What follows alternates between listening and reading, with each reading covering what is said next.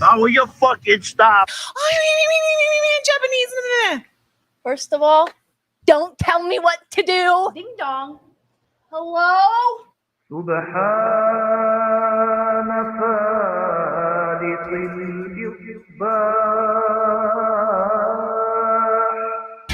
Yes.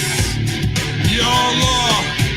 Rise and praise, infidels, and salute the sons of Allah, the true immortals, the gods of professional wrestling, retaining our titles, crushing anyone they put in our path. And now it's time to celebrate on the Monday Locker Room, officially at channelattitude.com. For all the Hameen Media Group pure bloods, no infidels allowed. Here on the Monday Locker Room, YOLO!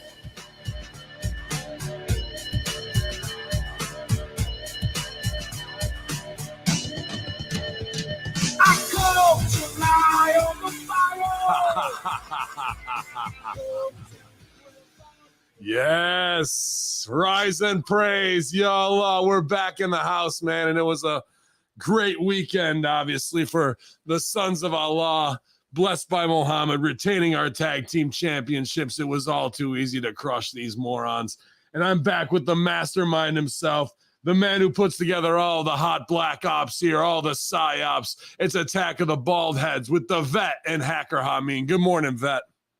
Good morning. Well, I'm glad that you put a stop to the belt hemorrhage this weekend. Oh boy!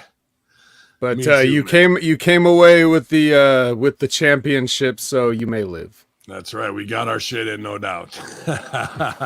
Pick the bones, let them destroy themselves, and come in and conquer as easy as we could, man. But what a great weekend for Immortal Championship Wrestling. Thanks to everybody who bought the pay-per-view and was putting out screenshots to see that. The boys were pumped about it, man, knowing that the HMG soldiers are out there supporting. And I think pretty good numbers. We're going to do probably 3 or 4 shows from the new Nexus Center in Utica, New York.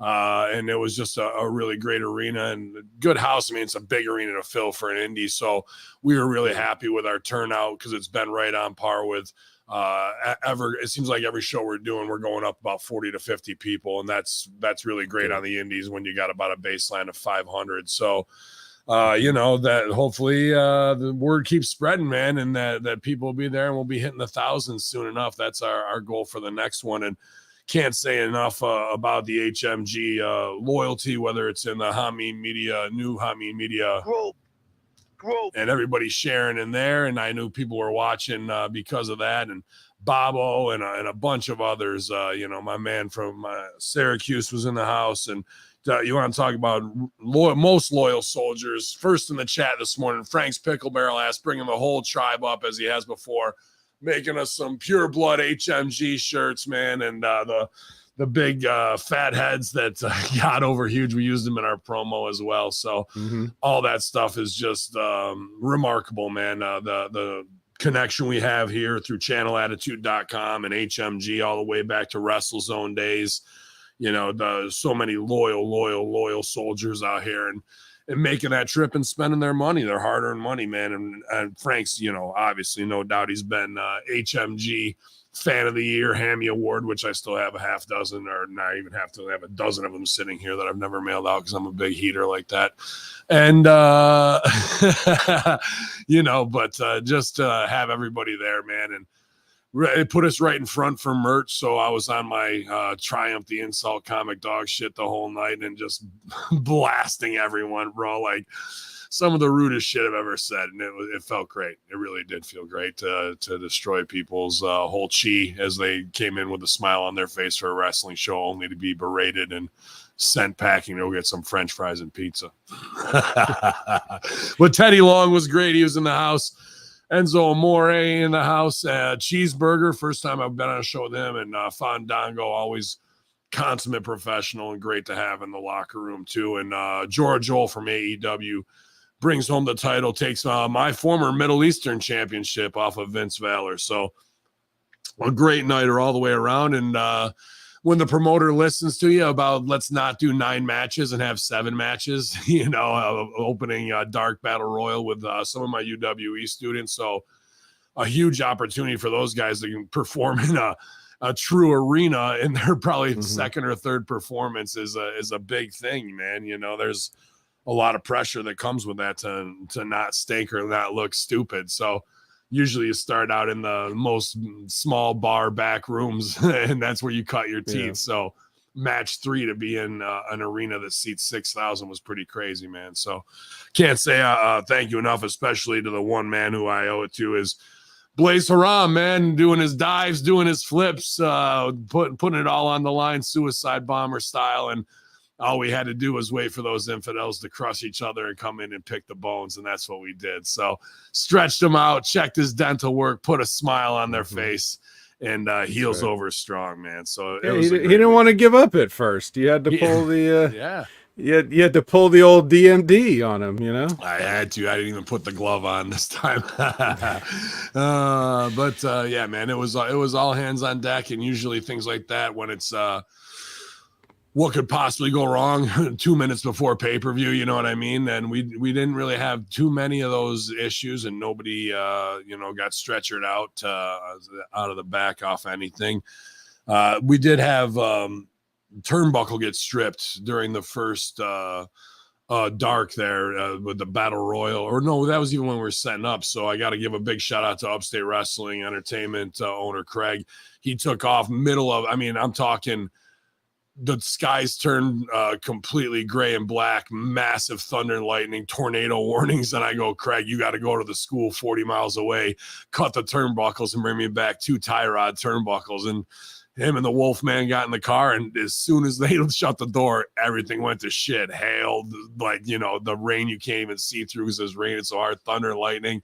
And they did it, and they got back right after intermission, so they missed some of the show.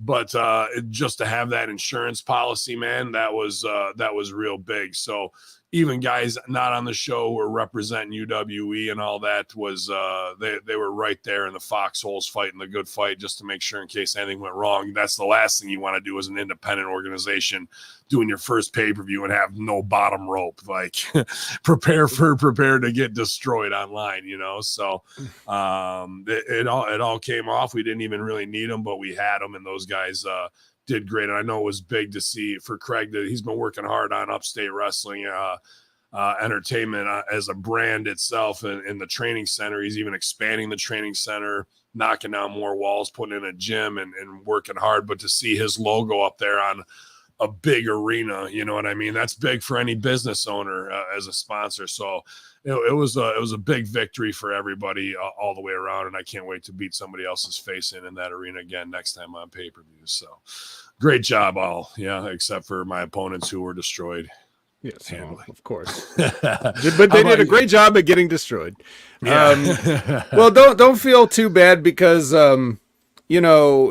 Impact still can't put on a live pay-per-view without some fucking issues coming up, audio issues, or that's usually their problem. They have something wrong with the feed or some syncing. I noticed in like one of the backstage issues on the Immortal show, I saw God, what were they doing? But it was a backstage thing where the audio was just slightly off sync or something like that, at least on the replay. So just little things like that, but like I'm saying, if even the supposed big leaguers, still have these struggles putting on live pay-per-views on the internet, then you guys are doing pretty well, I would say. Absolutely, man. And to be honest with you, compared to what it was, we did it in 2CW when the technology was, nowhere near where it is now smaller, demassified and affordable.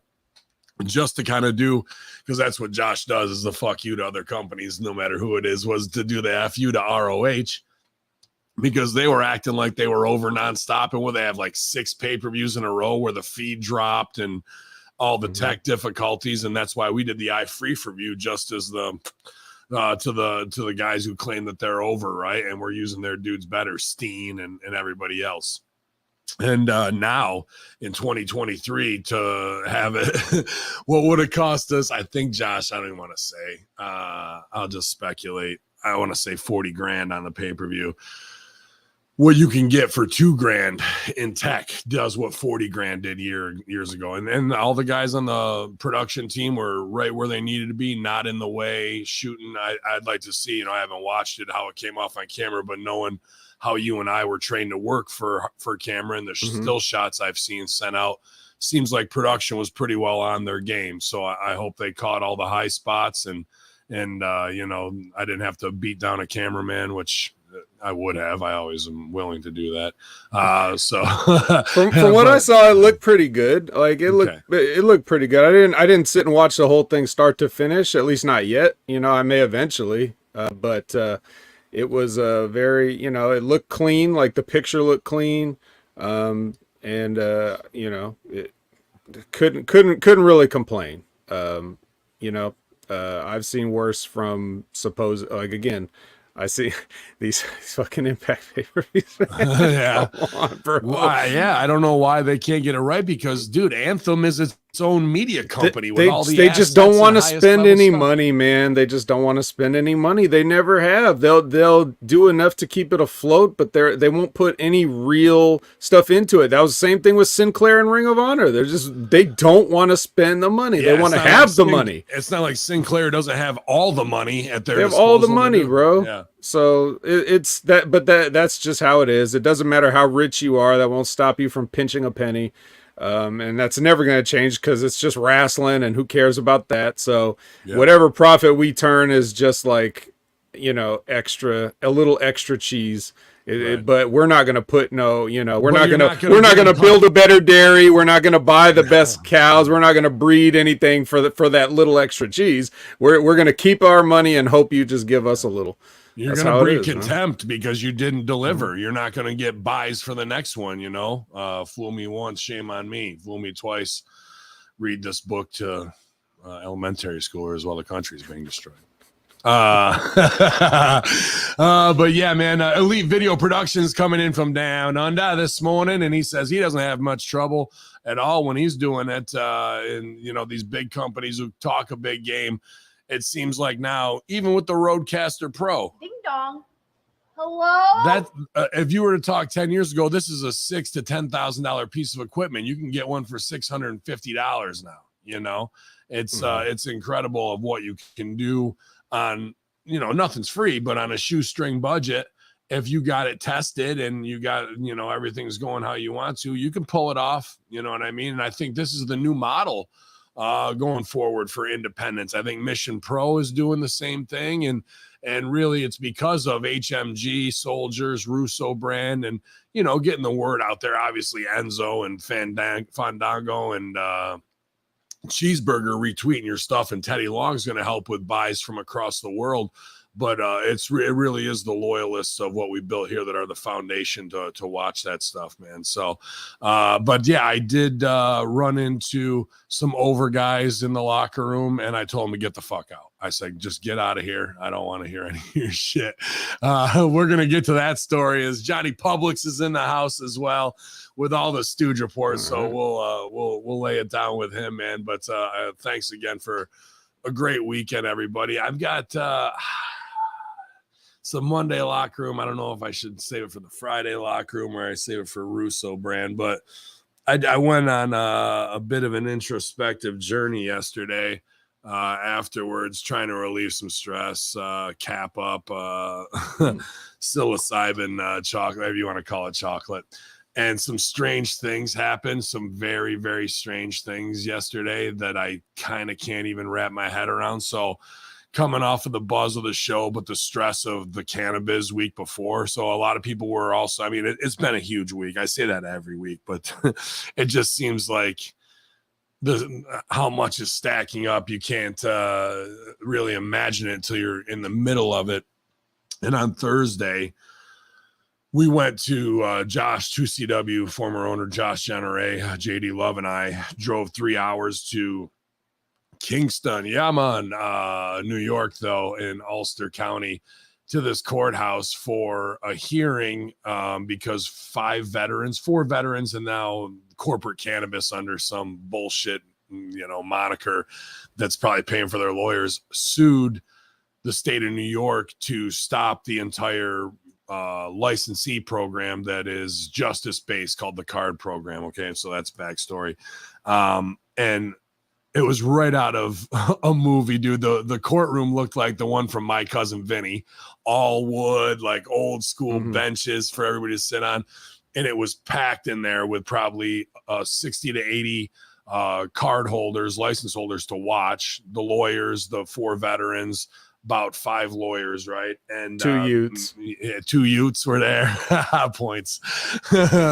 See, that's why the vet can't be touched, bro. He just waits in the cut to hit the right line at the right time, and nobody does it better here at HMG than him.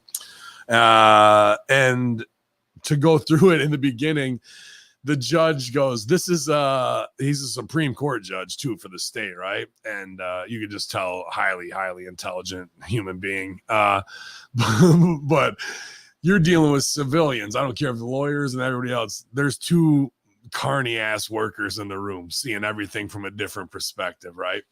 And he goes, this is a hearing, or he goes, this is a trial, not a public hearing, so I don't want to hear anything from the card members today. I'm not hearing anything from the licensees, like gripes and shit like that, because it could have gone on forever, right? At the end, this is the greatest heat pass of all time in the wrestling shit that I've ever seen. He goes, I feel that there's a lot of brilliant minds in this room, and that I want to hear from them on a solution that is amicable for both. I think we can come together and appease both sides, because these guys held up the process, and some people have been, we're going to open this week, and now they've got staff they can't pay. They got leases, no money coming in. Like, it's very fragile if they could go bankrupt right after putting up $200K of their investment, and they can have their stores open, but nobody can buy anything. You can just go in and walk like it's a museum and look around. Like, that's all they're allowed to do. So he goes at the end, I know you guys can come together, and he goes, I hate to see, New Yorkers, business people, and families hurting, but I'm going to keep the injunction in place for 2 weeks. So I hate to see it, but fuck you for another 2 weeks. And then he goes, then I'll make my decision. Unless you can come to some deal before then that's what I think you should do. So like a total heat pass, so he doesn't have to do it. So now it's back on the Office of Cannabis Management to give these veterans whatever they want that they're crying about for equal opportunity. Meanwhile, in the card program, there's 15 veterans of the 450 licensees. So their argument is moot. Plus, everybody gets to apply October 4th. So we're only 2 months away from fucking when they could apply, but they're cunting off about this, right? So he passes the heat back. So now everyone's going to bitch at Office of Cannabis Management to get the deal done, so we don't have to wait 2 weeks to get back to business. It was like the most office wrestling heat pass out of the producers. Go bitch to him. I'm not going to fucking take the heat, you know what I mean, for it. And me and Josh are just looking at each other like carny as fuck, man. And it just felt like getting kicked in the stomach. So to go from that to the pay-per-view to Sunday, my stress levels, were pretty high, and I've been trying to not inject emotion into business, because that's the worst thing you can do, is not think with a clear head, when it comes to the dollars and cents and getting open. So a little magic mushroom on Sunday was necessary, but some strange things happened that almost have me freaked out, you know what I mean, in a way of like telepathy and things that happen. So I don't know if you want to get into that or not. We got headlines and whatnot, but I just wanted to give you a little recap of Old Hackers Week this week. Appreciate it. As much or as little as you want to, man. I'm not sure what all I can add to it, but I'd be happy to hear it. And you've got or maybe you can spread it around amongst, your fellows over at the Russo brand and maybe Strangler Steve. So well, I'm sure I'll probably tell the story a bunch of times, because I really need to sit down with some other people that I want. Well, give me an example of one weird thing that happened. So yeah, I mean, I don't know if you've ever taken psilocybin before, but like you're gonna it's a buzz. There's no doubt about it. You kind of feel floaty, and you'll get some visual trips and colors and motions of like even taking the dogs on a walk and watching blades of grass move, like when the wind hits them, is a very, it's almost like you're living in a Van Gogh painting a little bit. Like there's this swirling about the energy and you can almost feel the aura, but really that's psilocybin fucking with your mind, right? Whatever. But when there's some videos online to guide your meditations. So I did this 10-minute one and I was facing up, and there's a lot of extending and group mind, imagining your pink and purple energy. As Morpheus said, we're all a battery, right? And we emit. And I'm very much into that with the group mind and the hive mind and how to tune into that. And it was all positive. And just like affirmations, I am creative, I am inspiration, I have the insight to do whatever I want, yada, yada, yada, feeling good. And then I said to myself, let's get a little Aleister Crowley with it and do as above, so below, right? So I just turned over to my stomach on my yoga mat, put my hands on my third eye to put a little pressure, face down.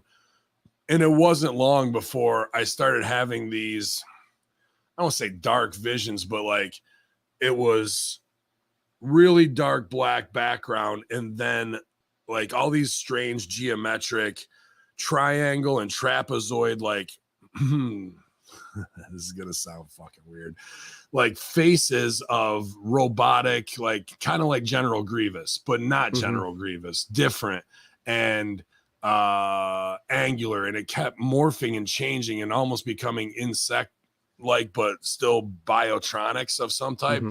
And then it started to morph into these like spaceships. And obviously I've been watching all this alien stuff, but not flying saucers. They were more, everything was angular and very Star Warsy, how and this is just what we, it wasn't the stuff. Yeah, it wasn't them though. It was different, right? It was different, but like that, right? Right. Okay.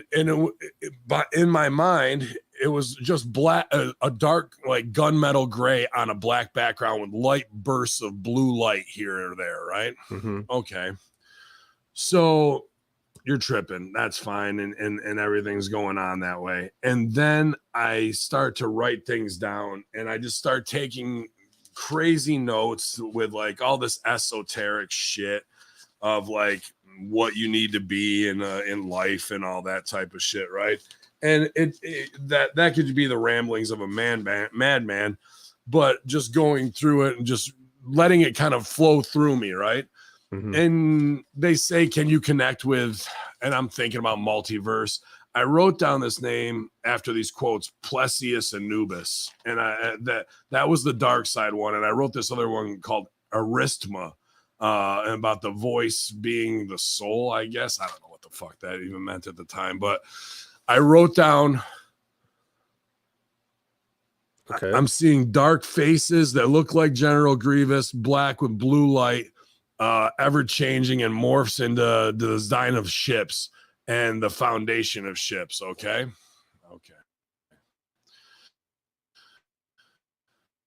So I wrote down Plesius Anubis,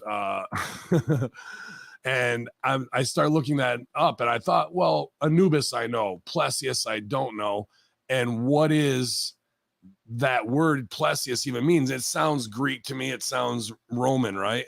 And I just start Google searching a couple things, and the only thing that came up, this is where it gets fucked. So everything else is just a whatever stoner trip, right? Up comes this as the first thing I searched for Plesius, and it's got me fucked up. Come on.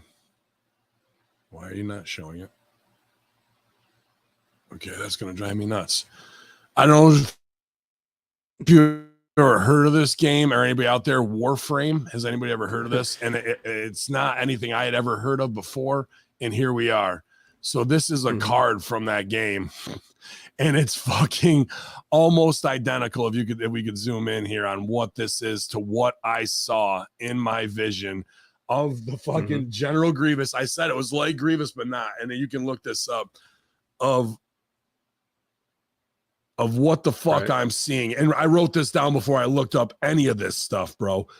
Inverted triangles, a light source and whatnot. And those are supposed to be arms, like below on my drawing. So now you go to Warframe. Like, I'm just going to go to Warframe real quick. 1 second.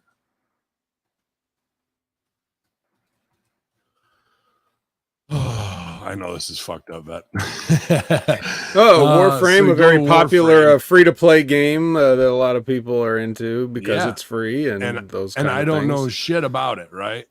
Right. Mhm. I don't know. I've never heard of Warframe in my life, and I've never even seen a pop-up ad for it. I just not a video game guy because I don't have time. The whole entire game of Warframe is these assassin ninjas that are all like General Grievous, that are fucking these made bots that seem very futuristic and are very much like the visions when I had my head face down with my, hands on my third eye looking forward into what this shit was. Now, this is where it gets even more fucked up. So this small drawing here, I don't know if you can see a bunch of scribbles. It looks like kind of like a trapezoid within a trapezoid. I was trying to do 3D, right? And like coming at you. Doesn't look like much. Now, before I saw it, as I scroll down here, come on. Oh, this has got to be some other goddamn thing. I put ships leaving Earth and escape from Earth, blue light with dark on it. And I don't know where this is right now, but last night I had it up on the Warframe. Dude, that exact ship, along with 4 other ships in a picture and a video they have, are leaving Earth with blue light behind them. And one of them is the ship coming at you vaguely of exactly what I drew there in the vision that I had beforehand. So I'm thinking in my mind while the trip is going on and you're half on psilocybin that fucking I'm connecting with something right out of it.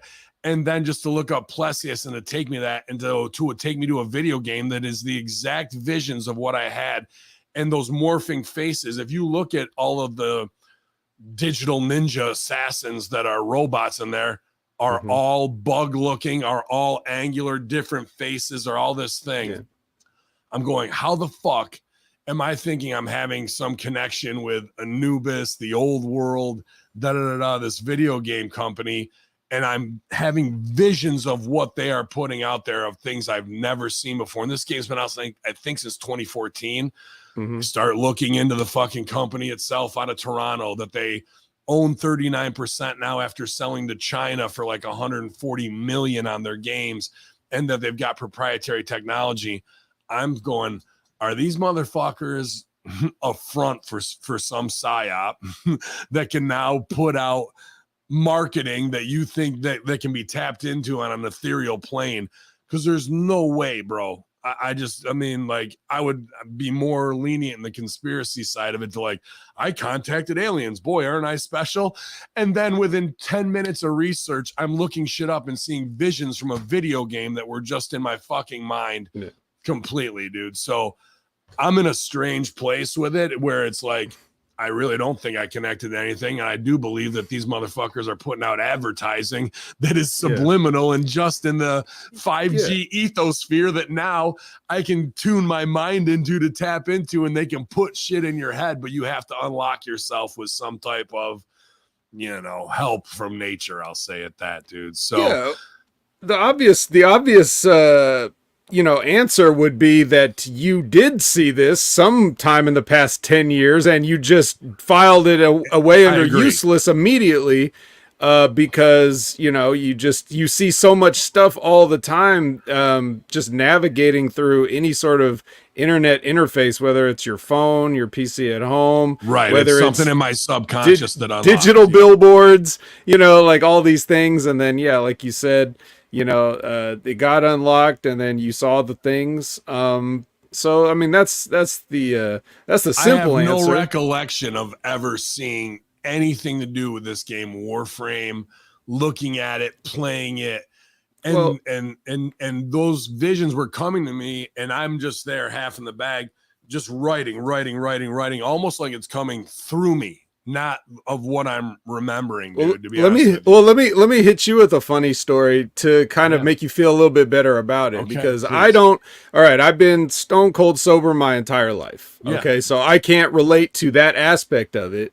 However, it just sounds like part of getting older, because so here's the story. So one day a few years ago, and a little backstory, like every movie that I've ever seen, I've cataloged since I was, I don't know, 13, 14, 15, whenever I decided it might be an interesting project, right? So going back and looking through source books, like, you know, movie guides and everything like that, and writing down, combing through it and saying, oh, yes, I've seen that. Yes, I've seen that, everything. So I have this list of thousands of movies that I've seen. So, and with ratings, like a Meltzer thing, like, oh, I gave it this many stars or whatever, right? So I have that just as a fun hobby I've had since I was a teenager. So, you know, you see a lot of movies doing, you know, over the years, and a few years ago, I was like, you know, a movie I'd never seen after all this time?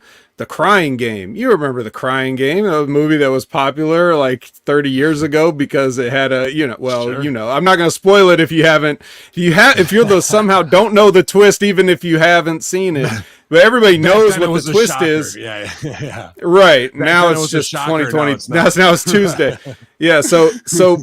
But just so that was the gimmick. So I watch this movie and I watch it. I'm like, that's all right. You know, I give it, you know, whatever I gave it, whatever the rating was. So I was like, I go back and I go into my list alphabetically and I go to put it there. What's already there?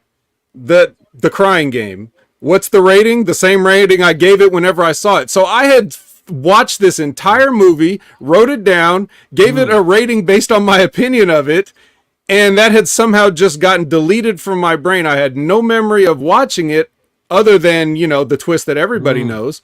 But it just and that's been true of my movie list. Sometimes I'll go back and I'll look at it and I'll look at a title on there and I'll be like, what the fuck movie is that? And why did I like it? You know, like I don't even remember it.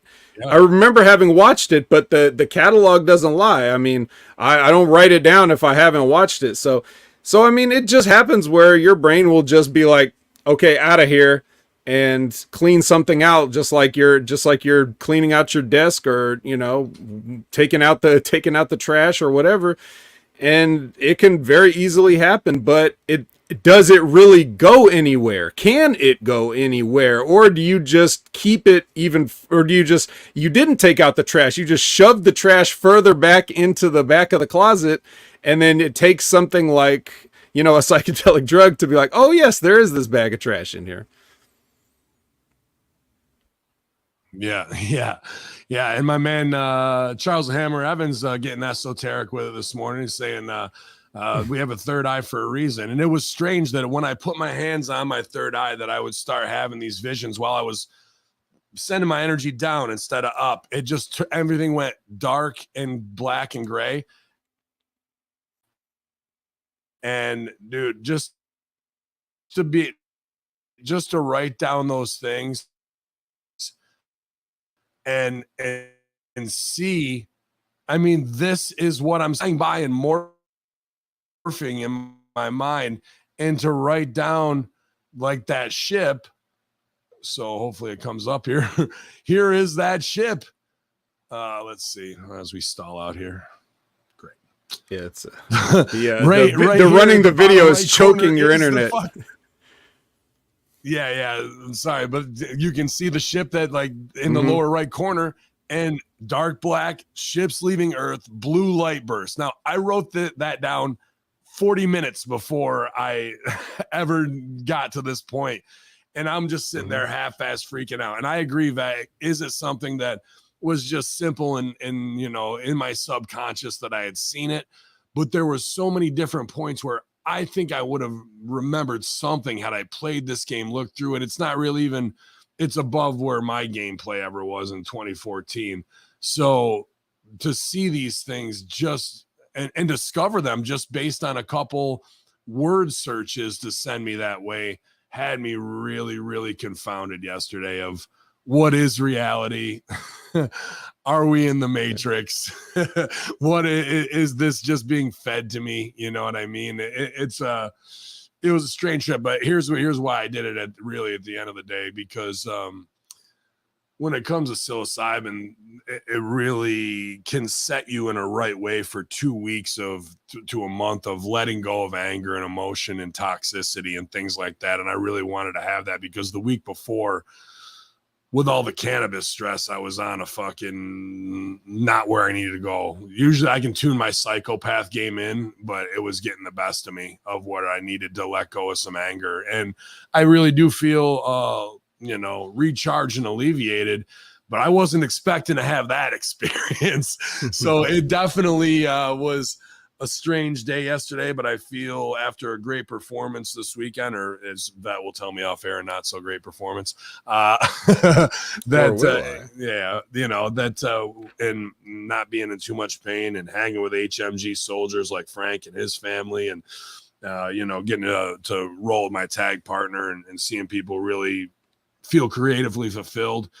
I feel renewed, like I knew I would, you know what I mean? But boy, what a strange journey that was, especially with everything that's already going on in my conspiracy mind, because in Peru, there's alien footage that was released this weekend and all kinds of crazy shit going on. So I figured all that was in my purview anyway, but somehow it got mixed into the Kool-Aid yesterday. But I do feel like I let go of some of that stress. So that's exactly what I was trying to do, man.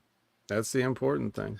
And if you guys want to get the best in war games, go over and sign up for Warframe right now. New sponsor of free to play, completely free to play. Get on it right now for all your favorite systems. So I hope that wasn't too long of a way around, but I wanted to clue you in on some strange stuff that happened yesterday. No, it's cool. I think everybody's interested to hear about that kind of stuff. So yeah, I mean, it don't happen that often. That's for especially the Warframe fans. They're like, yes, I feel seen. Yeah, and dude, I went into a couple of their forums. There's some serious like canon and lore and backstory, like lifetime players of this game. So when I see that, I'm like, is the game? Yeah, time to play the game.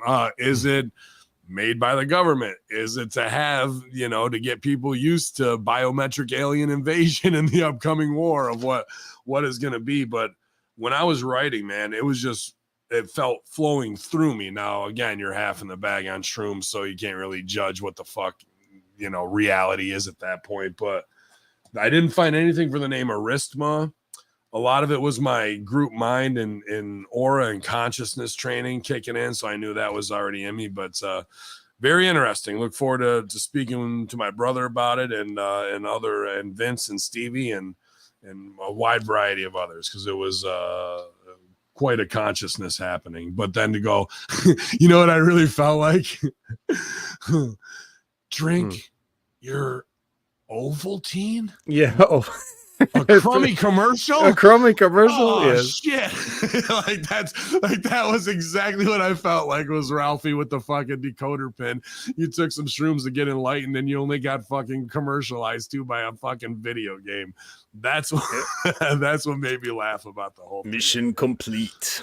Yeah, so but yeah, man, not a lot of pro wrestling this weekend as far as premium live events aside from Immortal. So after the big one the week before, but hot news kind of coming out of Collision, Vet. I don't know if you got a chance to watch that or check it out, but we'll get to the hottest stooge report of the week in wrestling here in a second. Okay, I didn't watch the main event yet, but I don't know if it had anything to do with that or anything else.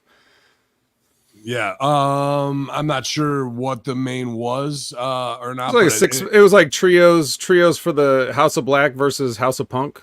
Gotcha.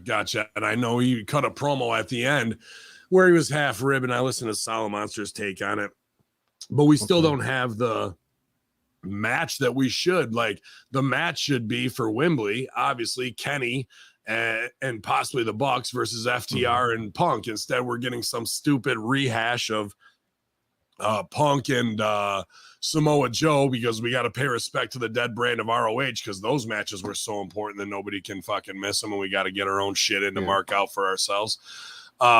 instead of doing the work shoot that should be done to pay off what happened at Brawl for All. So, or Brawl Out. So we're missing that way. But then I had heard on the sheets, or read on the sheets, that a guy, an OVW brother and a younger brother of a dude we know pretty well, Ryan Nemeth, showed up to the show, was called in to have a match, and then got sent home because Punk wanted it that way. And it was probably about 3 to 4 weeks ago, maybe even a little longer, that the Inside Stooge report came out here exclusively at HMG, and no other dirt sheet picked it up because they're fucking idiots who don't have an inside track, no matter how much they think they're over in the media scrum to make moments with their favorite stars marking out.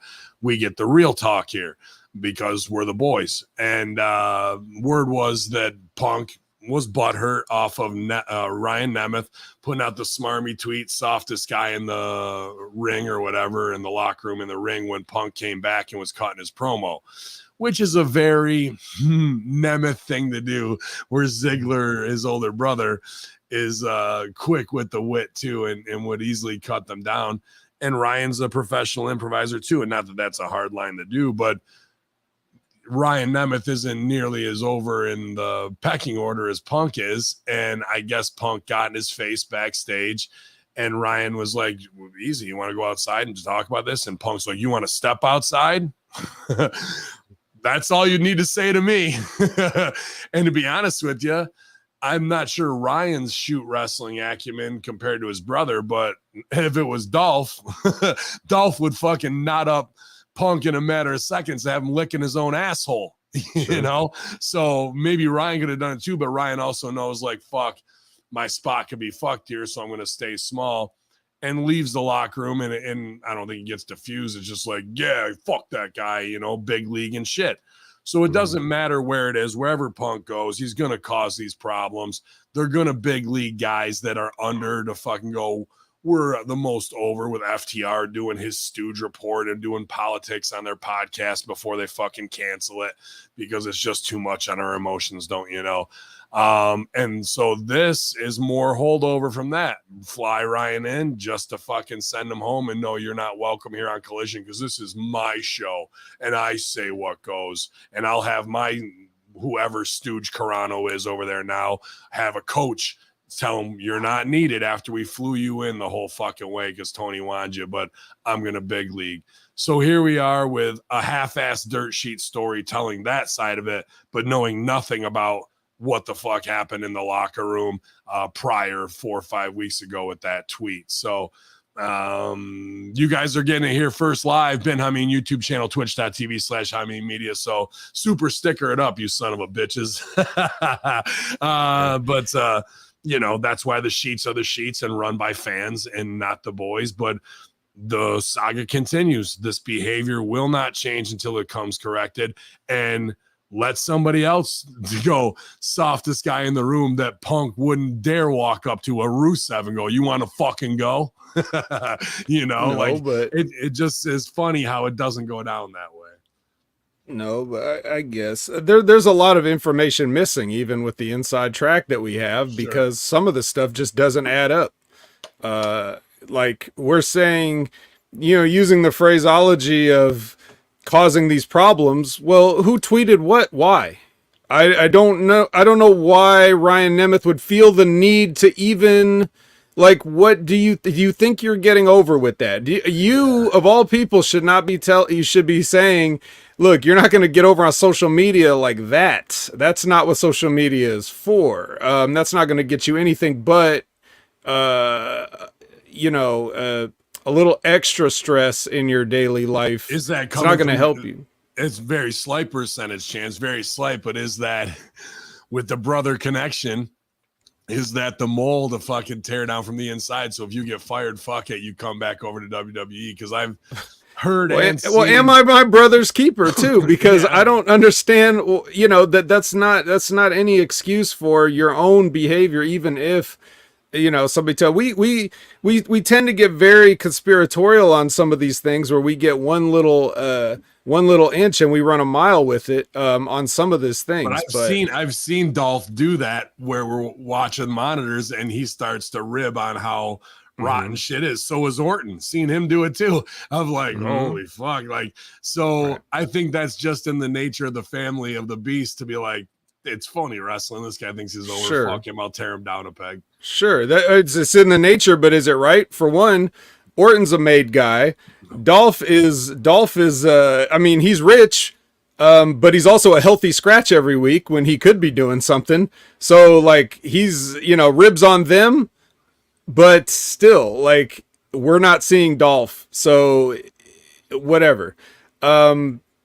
That's kind of the thing. Ryan Nemeth is in a totally different position. Unless Dolph's paying all his fucking bills, then he needs to worry about his professional career, how far he wants to go with it. And even if you didn't care and you want to quit wrestling tomorrow and go be an actor or whatever, that tweet still got you nothing. So, if you really do have something to say, then say it to him and step outside and talk about it. I mean, that it's take even just taking the personalities out of it. We know these people on a personal level to whatever degree we know them, but just say somebody told you the same story about two wrestlers that did a thing.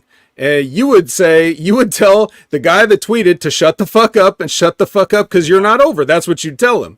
But so it's that's now. Here's something that's interesting that I haven't seen a lot of dirt sheets pick up on and regarding Punk and Collision and everything like that, because we were speculating before the debut of Collision that they had created this show entirely just because of CM Punk or as a solution to a problem. Perhaps there was some programming requested and they thought, well, this would be a good way to kill two birds with one stone. We can give them a 2-hour show and we can get Punk away from everybody. So listening to Grill and JR the other day and Conrad and JR talking about Collision, because JR has been back on Collision the last couple of weeks to call the main events and everything like that. And I don't know if JR had meant to do it or if it didn't matter or whatever, but he kind of let a cat out of the bag when he just said on the podcast in casual conversation with Conrad, I think Tony and Punk put together a hell of a roster or whatever he said, which means that, there are guys that are curated by, Punk as far as like, okay, who do I want on my team? Because I get to pick a team. So I don't think Punk would have an issue with Miro telling him anything because he probably was like, hey, give me that guy. And a lot of the other guys that are on there. And if you watch Collision compared to Dynamite, then you'll see that you'll be thinking as you watch the show, well, geez, a lot of these guys seem to kind of half-ass know what they're doing as compared to over here where a lot of guys are just wasting valuable television time. So there may be something to all that, and that may have confirmed it without, meaning to, or maybe JR didn't think it was a secret to begin with, so he just said it. We'll never know, but I find that to be quite interesting in terms of like how that show plays out makes a lot more sense with that information confirmed. Sure, and those are excellent points, Vet, all the way around. Here's from what I've seen, not like we're best bros and hung out, but he's going to do what he does. And you might surround yourself with a new Cobra Kai, but this guy is all about burning bridges with friends and family. When I worked Chicago, even its indies, it was all the dudes that were his best buddies that came up through the indies. He shit on every one of them and fucking left them all holding the bag and burned bridges the hard way with them. Like 4 or 5 of the dudes that helped bring me out there. Then we got Cobra Kai at OVW. I mean, and Colt Cabana is his best friend. Not no more, right? And I'm not saying that doesn't happen. I have relationships like that in my life too. And I don't know where Cliff Compton is or where they sit as friends or anything like that. But that was the unbreakable badass of veterans who were over because he was on ECW or whatever the fuck at the time. And that goes to shit.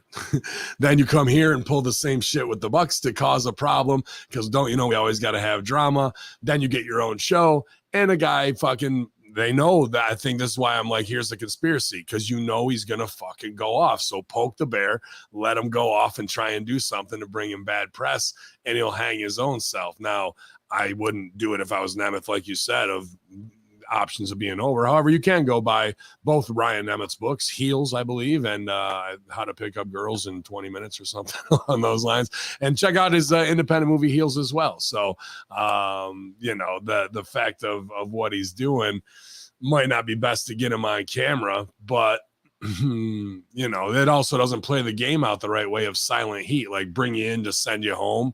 That's going to hit the sheets. It's going to get leaked, as opposed to really fucking with his mind long term. So there's a lot of twists and turns, but I think no matter what happens, if you make your own roster and you surround yourself with a new Cobra Kai, give it 5 years from now, I'd say your best friends, FTR or whatever, they won't be best friends anymore, based on the patterns of behavior I've seen this guy have over the past 20 years and how he deals with his own insecurities and having to surround himself with people who claim to be his friend, but just really want the money rub because they're all worker in the mafia scumbags like we all are anyway.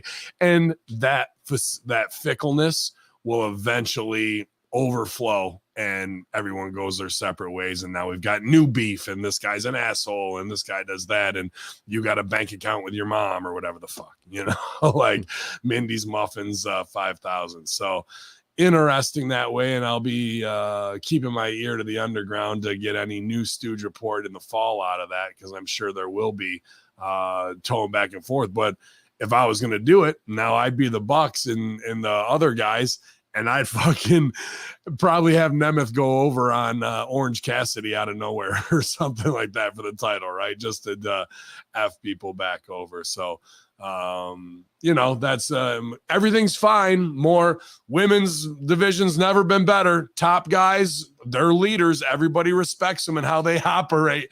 Everything's good going into Wembley. We've got all our main events set up that no one really cares about because we're not playing into any of the work shoot stuff that would actually be entertaining. So, right. Yeah, man, pretty interesting stuff over there. I would leave you with this, you know, for anybody that's, you know, this is all new to no matter how long you've been a wrestling fan, this climate of wrestling news is new to all of us, but there's nothing new being reported. You want to talk about pettiness, selfishness, all this stuff. Hey, try every wrestling locker room ever for 100 years. You know, It just seems new because we have so many stooges reporting on it, but this is kid stuff compared to stuff that used to happen. You know? Yeah. You want to talk about heat or whatever? We don't have Bruiser Brody today. You know? Like a couple you know, like a couple people barging into your dressing room and getting punched really ain't shit.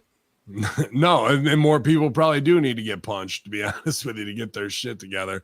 But I do like how they can. I do like how they can shoot a short independent film about Nick Wayne getting halfway murdered by a couple of guys and show that on TV. But we can't even say CM Punk's name for 9 months.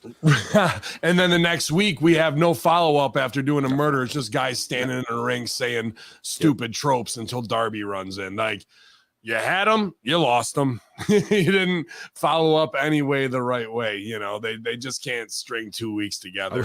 I would love to go to one of those scrums and just be like, ask Tony like the question of just the kayfabe questions. Yeah. And how are you going to discipline the Mogul affiliates for, you know, the breaking and entering, the assault, you know, like which talents that do you regret signing the most that had no return value? No, that's a shoot question. Don't ask that. That's it. But also backstage news regarding CM Punk's comments about Adam Page on Collision, according to Meltzer Seltzer. So take that as this means nothing. But the Punks and the Young Bucks reportedly had an agreement not to say anything negative public about each other, but that doesn't include Page. Punk said Page was actually sent to Greensboro last night to do a pre-tape interview backstage for Wednesday's Dynamite show, and when he got there, he was told they would have to do away with it from the Coliseum and not go to the show. He wasn't booked to appear on Collision itself. There's internet speculation that Hangman was right. Fan sign set off Punk. This is, and I don't doubt that, these are how fragile this guy can't not sell when the Stooge report gets back to him. He's got to get some clap back, or he's got to cut something in a promo that, you know, isn't going to pay off. He's just going to get his shit in and try and get away with it. And then if you were to dare say anything back to him, you want to go outside? I run this fucking show. You better be careful who you ask that question to, because if you really wanted to get over and he was big league and somebody like that, be like, let's fucking go, bro. Let's go. You want Mickey Ward part fucking 3? Roll tape, roll that beautiful bean footage. And when it hits my fucking Instagram of me piss pounding you outside, whoever that is on the roster could go from 0 to hero as an instant star, you know? And then the lawsuits come, and then you sign an NDA and Tony gives you $10 million to shut the fuck up. So you could go from no TV, beating the dude's ass, and because they don't want the embarrassment, you could walk out with fucking 10 large. Good. Well, you can give the people all your booking information in case you need Ben for a shoot fight anytime. He's ready. I only got a couple left in me, so take out Body, Shepherd, and Punk all in the same night. I think I could do it, to be honest with you. The first 2, yeah. By the time I get the third, might be tricky, but we'll see. There's the Nemesis off this man alive shit. Okay. AEW called out by WWE Hall of Famer for putting MJF on All In 0 hours pre-show. Bischoff commented on it. He says, I saw the clip of MJF promo, and I think the world of MJF. I think he's the most important talent on that show. And I think that he's the most important part of their future. He's without question the most entertaining. I don't care about anyone else's opinion. If you think differently than me, then you're not thinking at all. You're reacting emotionally because you're a fanboy. Listen, MJF's the most valuable man on the roster, and put him in the pregame show?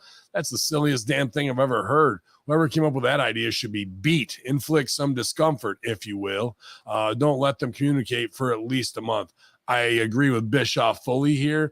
To see Adam Cole, do a no but why when he should have yes-anded the promo game, the promo battle, and sucked all the fucking energy out of the scene. Instantly I go, okay, we're at amateur hour. This guy doesn't know anything about acting, improvisation, or how to forward a scene. And then instead of going no to the entertaining part, he marks out for his ROH career 8 years prior and recounts all these stupid things that were probably on pay-per-view that dropped the signal and nobody ever saw anyway, to fucking want the ROH titles against Aussie Open on the pre-show when he's in they set up the main event last week to mark out to get those. That's as stupid as you can fucking be, to take yourself from being a main eventer and put yourself on the pre-show and work twice in one night, because the possibility of you getting hurt anytime is always high. And why would you even risk the main event to get yourselves over as tag titles? Because that would be even better. The tag champions have to face each other for the world title. Like all these little scenarios they think of that are bumping it up, when the reality is they just lowered the stock price of that guy infinitely by doing that. Is the stupidest choice I think I've ever heard as well. And whoever suggested it doesn't really know how to protect business or a talent's level of interest by doing that. It could be a slight overreaction by parties that are opposed to this, only because I don't know what the reasoning for the true reasoning for it is.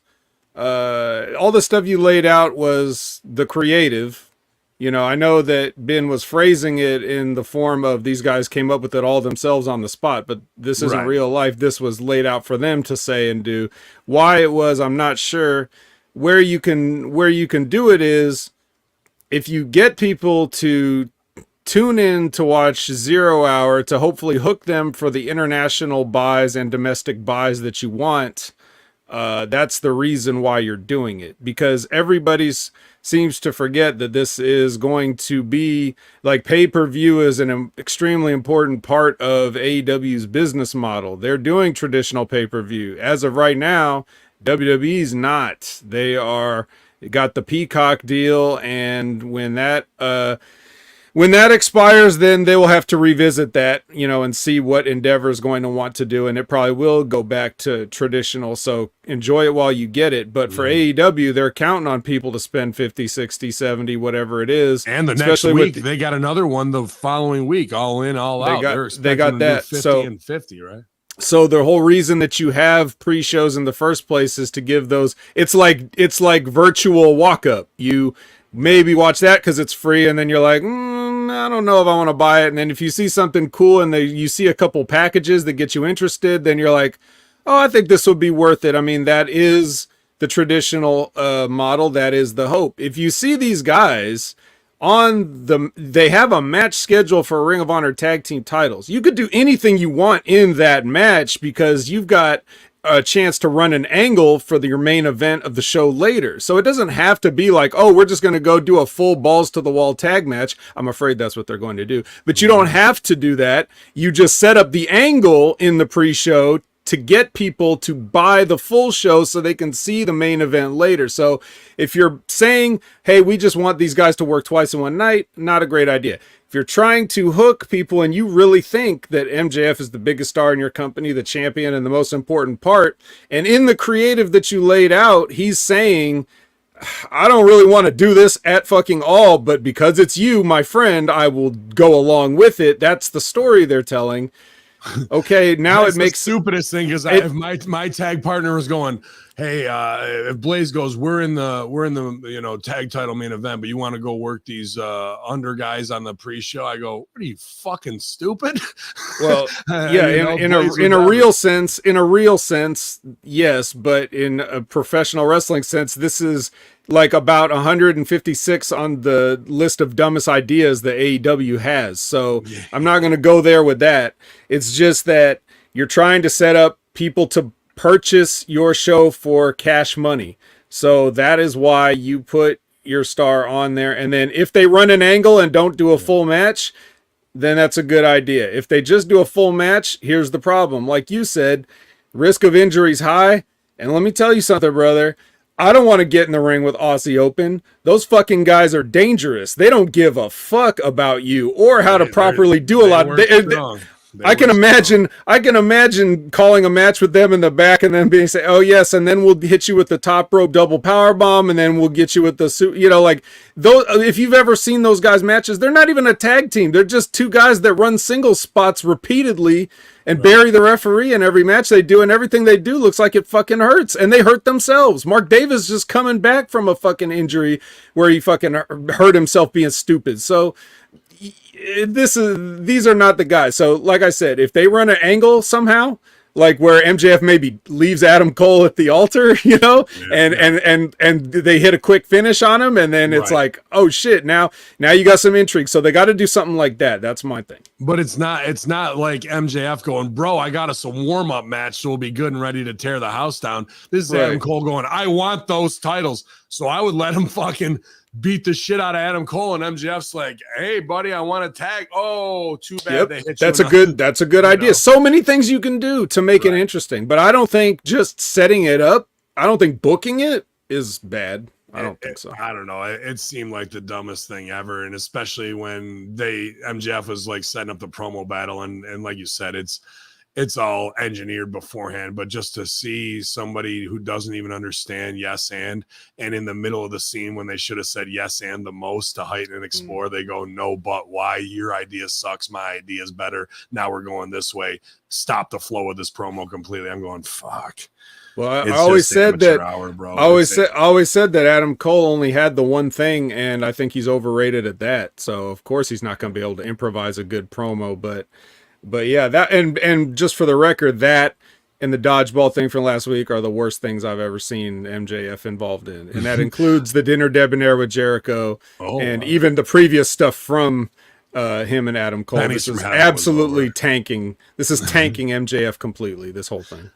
I agree. It's not what it should be unless the heel turn in the middle of the match back to Satan is really still strong. Not going to help. Still not going to help. He still did all this, and it's out there. Like the fact that you filmed a shitty like sketch comedy thing with kids playing dodgeball is out there now. It doesn't matter what you do now. It's out there. People saw it. It happened. Yeah. Former WWE star fires back at wrestling fan for publicly body shaming AEW's Saraya.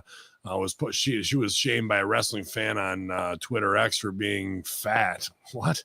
And former WWE star Summer Rae issued a response. She said, "The fact that you feel that it's okay to comment on a woman's body or anybody's body is simply mind-blowing. Makes me think you are 100% trolling to go viral when Saraya responds, because there's no way your brain thinks that it's okay, right? Sitting at your keyboard like this, oh, this is what I'm going to do this fine Friday night. Be a complete asshole to someone I've never met and make them feel like shit. That'll fill my empty soul and make me feel good about myself. Yep, let me hit send. God bless your parents." Wow. Summer Rae. Summer's over. The fucking scorched earth on him. I love that backhanded stuff. And she was an absolute pleasure to have with Fandango at Immortal, man. And I like that from Sis. And I mean, I can say plenty of things about Baby Guile should or shouldn't be in the ring because of neck injuries and stuff like that. But I don't think I've looked at Saraya and go, boy, she's a heifer.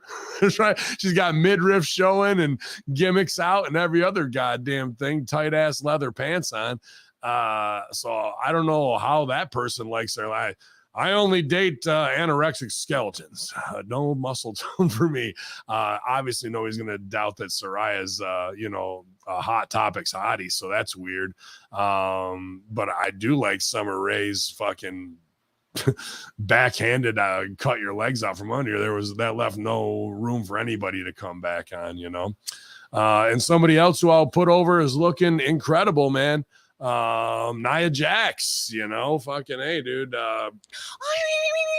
Japanese. Posting another picture. She's been working hard, staying consistent on the diet, and really getting back to that model level that she was before WWE and healthy. And, again, with the Samoan heritage, sometimes you see once the metabolism starts to slow down, it seems tougher for them to take the weight off, and she's probably been working 2-3 times as hard as anybody else to make sure that her metabolism stays firing on all cylinders. And I'm not sure how much she's down, but it wasn't like a big pose picture. It was just a selfie, and she looked good, man. I think Sis is busting her ass, and that it'd be inevitable that she's back to WWE. You'd be crazy not to. And I think they're missing out, unless they're really taping this, on the transformation and rebirth and inspiration of Nia Jax, whether it's a Biggest Loser type, story that they put together. I hope she's chronicling this to use in her comeback, because that's going to make her a huge baby face, especially if there's a lot of fans at home who are sedentary, eating a bunch of high fructose corn syrup shit and fucking want to take the weight off. Nia did it, so can I. And she could have that message of inspiration to do that. And people would relate to her absolutely in fat ass America. There's no doubt about it. So, but her face, stunning as well too. So I'm happy for her, and I hope she keeps going before they bring her back to even lose to whatever her goal weight is. And already people, if they marched her out next week compared to how it was at Royal Rumble, people will be like, wow, she fucking is working her ass off, literally. So the body shaming stuff continues, but I think we can go positive with it as well. I know Taya, after that shitter match with Britt Baker, kind of had a response of like people like, she looks like a man, she got fat, from the trolls. And women respond to compliments, usually not insults as the motivation. But at the same time, we also, as performers, need to go, they're hitting me up because my match was the shits. Then I need to do something better. Nobody who ever responds to these things after a bad match, it's always something, I'm the victim and how dare you shame me as a woman, as opposed to going, I get it, the match wasn't good, you guys didn't like it. Neither did I. Well, we'll do better next time. They never take onus for that part. It always turns into some victim of women's rights issues. Well, I wish Lena, her name Lena? Yeah, Lena Lena Fulani. Lena something. Bellini?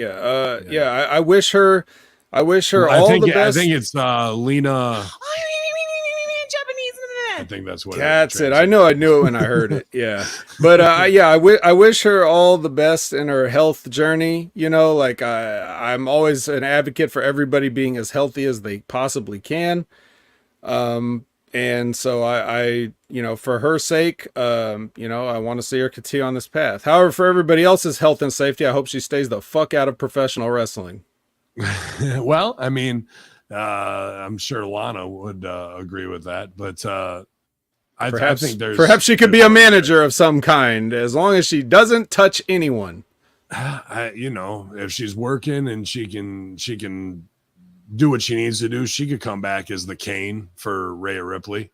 I think, you know what I mean? But she's going to be so pretty. Not that she wasn't, I would say pretty before, but going from obese to where she is, you got to be over as a baby face. Like that's how you got to bring her back, Right.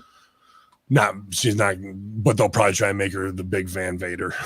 Get me sexy Van Vader. Medium Van Vader. Yeah. Or they bring her back and be like, you're just too skinny. We need you to put on 50 pounds, right? Like fuck with her head that way, right? Who's to say? They will. They will. Yeah. Reported, Bray Wyatt's getting closer to being cleared from a return for WWE TV as of late. This is from Fightful Select. Of late, we've confirmed that Wyatt isn't actively cleared, but we've spoken to those claiming that he's getting closer and that there have been some creative ideas presented. One source indicated some ideas were even mentioned for September. However, that won't mean anything if he doesn't get that clearance. I'd wait till Halloween. If you're going to fucking have September, why not bring him back on Halloween? Wyatt's illness has not been disclosed, and WWE has been taking extra precaution to make sure his long-term health is taken care of. Sapp did tweet the following: after today's update, it explained that Fightful that the illness that Bray is actively recovering from was both career and life-threatening. They're saying it without saying it. Rumor mill is that it was some form of cancer.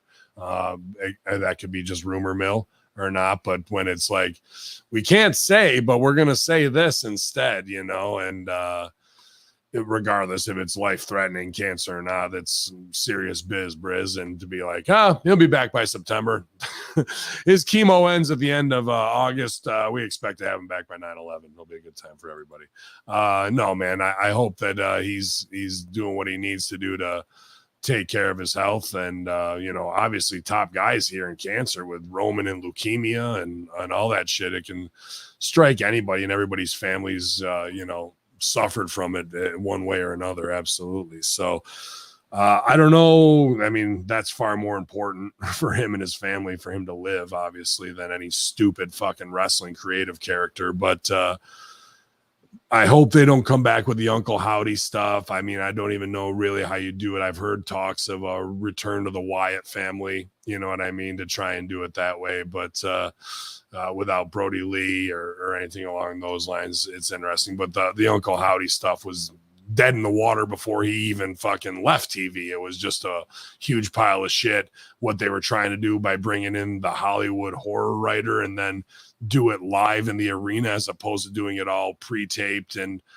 making movies, pal. Like, it just fell flat on its face. It looked like some dumb Cirque du Soleil shit that nobody gave a fuck about. No one's gonna go, ooh, the spookies are here in the arena, the ghosts are here, it just is also not believable. You're not protecting your talent or the creative when you do that stuff of like a door open and there's a ton of floodlight coming through. That means it's a gate to a new portal at the entrance of the top of Raw. Like, shut the fuck up, dude. Or it's not for Spectrum, that's for sure. No, but go ahead, Matt. What are you thinking about this, man? Well, like you said, the creative is so bad. I don't know if he had cancer or whatever, but watching it back could give anybody cancer. I think it was cancer. It's certainly a metaphorical cancer for his, his big comeback, because, even though people are going to be into anything to a certain degree, like they're going, like we're seeing people get involved with Seth Rollins singing or Dominic booing or whatever. None of that shit is really, really real, but it's close enough. It's as close as they can hope, because it's something that's, that's audio and visual for television that we can see. And so Yeah. with Bray Wyatt having the big entrance and stuff like that, and the people holding their phones up, that is their version of singing Seth Rollins' theme song or booing Dominic or whatever. So you get that. You can have a little bit of both if you wanted to do this. You could have the little, you know, the pre-taped teaser that he's going to be there, and you can do a spooky thing with that, and then he gets to be in the arena and everybody gets to share the room with him, so you get best of both worlds that way. It's just everything they do in terms of writing the stuff, producing the stuff. Like, no matter how good they may get certain technical aspects of it, it just comes off as corny ultimately, especially if you've seen this stuff done well. You know, it's Right. always going to come off as like the generic store brand version of whatever your favorite horror movie is, which horror as a genre in film is looked down upon as like cheap, easy. You know, there's a reason that there's so many Insidious movies and Conjuring movies and stuff, because it really doesn't take a lot of budget, but people will flock to go see them to get scared. Did you have know? any sorry, just while it's in my mind, I'll throw it right back to you, that the input, because of the horror movies, it's not my bag either. But how about that one sequence that EST and somebody else took from a horror movie, like a fight sequence? Did you see that, where they broke it down? Like, they legit step for step, duck one, come back, you hit this. It was right out of some horror movie where these two women are fighting in the fucking in an apartment, and they did it in the ring as well, which means they're both sitting in the Florida bubble, marking out for this little sequence and going, we'll get our shit in and nobody will ever know, but then we'll leak it to the sheets and they can do it side by side. And they're in their fucking condo walking through it, the same fucking shit, while watching it while it's on TV. I mean, good artists create, great artists steal and make it their own, but that's not making it your own. That's just marking out and redoing. A new take on apartment wrestling, you say? Wait, when did they do it in the match? What match was it? Somebody's gonna have to check. Was it me. SummerSlam? It was no, it was a little while ago, like in the last 5 to 6 months this happened. It was from Scary Movie, I think. That's what Lab Rat's saying. I don't know, I don't watch those. I just saw the clip of like somebody did a side by side on Twitter, and it's verbatim, step by step, and I can just see them in the little Florida bubble going, this is what we're gonna do. It'll pop us in the yeah, well, what we don't need more of in wrestling is choreo. So I would just say that they could probably just leave that shit on the cutting room floor, so to speak. But yeah, anyway, as far as Bray Wyatt goes, you know, again, same thing I'll say about Anaya is, you know, I want him to be as healthy as possible. I don't wish anything ill on him, but, you know, everything he's done since he's been back has been terrible. I think objectively terrible, but certainly subjectively to me it's terrible. And you know, I've never really liked anything he's done since day one as far as that kind of creative is concerned. So I won't miss him if he never comes back, but I understand I'm in the minority of that, and I would just focus on ways to best utilize the idea of the character. You know, maybe there is some way to kind of, you know, kind of make it, you got to make it real, you know, especially if with the proliferation of sports in general, like people love football, they love basketball, baseball, you know, UFC is pretty big compared to how it was, you know, when it first started. People get really hyped for these fights. And I think if wrestling's going to continue to evolve, they have to sort of match that level of presentation where, even though we know it's not what, you know, it's not on the up and up, but you still have to have people questioning things. And when you got a supernatural hillbilly out there doing magic tricks, it's like, okay, well, we know this is fake for sure. We don't ever want people to feel like that. That's not our goal. As the magicians, we're supposed to have people wondering how they did the trick, or if it was even a trick, or are these guys really sorcerers? You shouldn't be like, well, this is fake. That's not what we want. So there's got to be a way to preserve the presentation, but integrate it in a more grounded way.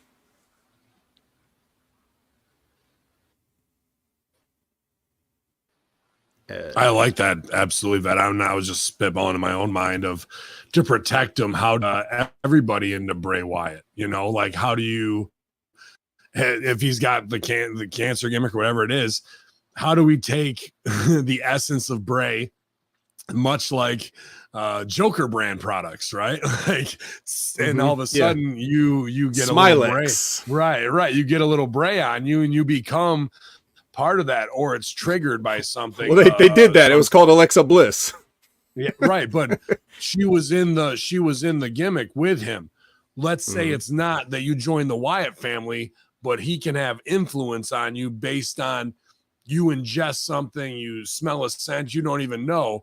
And then, much like mRNA vaccines with cobalt in them or anything else, right, that can be 5G resonant, or just the spirit of Papa Shango, you know, how can an auditory cue that the audience knows do that, and one of the people in the match become zombified, something along those lines, under a spell, you know what I mean, or puking up black shit or whatever it is, you know, or go from a baby face into a vicious heel, you know what I mean, and they don't know why, and then they come to again, and it was like they were under, you know, hypnosis of some type the whole time, and it's all Bray with a mind control type bit that way. That'll keep him out of the ring, and everybody gets a little. Please go ahead. I know this is what I love about HMG. You know, you have the you listen to other shows, and you get people just, you know, glad handing and agreeing with each other, and you can come here to the Monday locker room, and you can hear me say, I think we need this to be more grounded, and Ben going, yeah, but you know what about all this crazy bullshit?